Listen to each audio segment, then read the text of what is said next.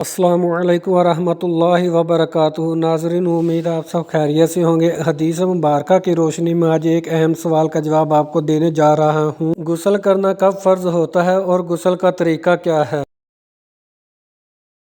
مندرجہ ذیل حالتوں میں غسل کرنا فرض ہو جاتا ہے۔ جوش اور شہوت کے ساتھ منی خارج ہونے کے بعد چاہے جماع کے بغیر نکلے، اس میں احتلام بھی شامل ہے۔ جماع کے بعد خواہ انزال ہو یا نہ ہو۔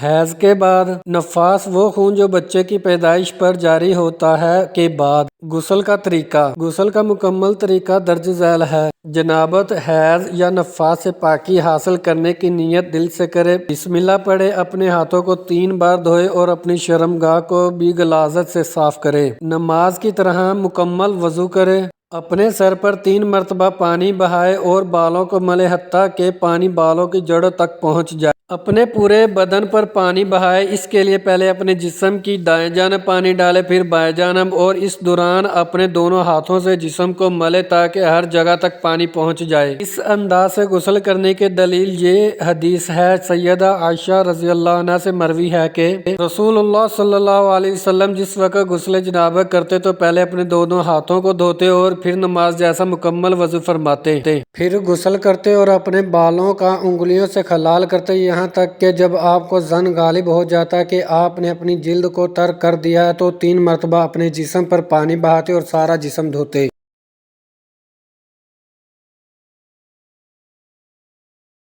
تنبیہات: اگر غسل جنابت یا بڑی پاکی کا ہو تو پھر یہ وضو سے کفایت کر سکتا ہے، دوبارہ وضو کرنے کی ضرورت نہیں ہے۔ لیکن اگر دوران غسل ناقص وضو کا کوئی عمل ہو گیا ہے تو پھر دوبارہ وضو کرنا ہوگا۔ اگر ٹھنڈک کے حصول اور گرمی اور میل کچیل دور کرنے کے لیے غسل کیا جائے، نہایا جائے، تو یہ غسل وضو کے لیے کافی نہیں ہوگا۔ پیارے آقا دو جہاں حضرت محمد صلی اللہ علیہ وسلم کی میٹھی میٹھی اور پیاری پیاری باتیں سننے کے لیے ہمارے چینل کو سبسکرائب کریں اور نیکیاں کمائیں۔ Please subscribe my channel, watch video and share.